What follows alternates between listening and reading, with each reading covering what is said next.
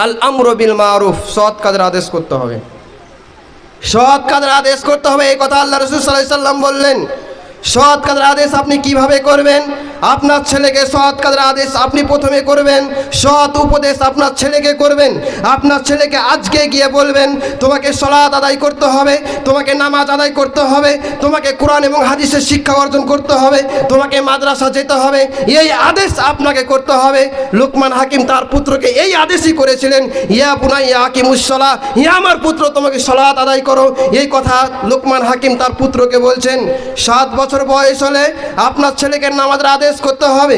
আল্লাহ রাসূল সাল্লাল্লাহু আলাইহি সাল্লাম বলছেন, মুরু আওলাদুকুম বিসসালাহ, তোমরা তোমাদের সন্তানদেরকে 7 বছর যখন বয়স হবে তখন তাদেরকে নামাজের আদেশ করবে।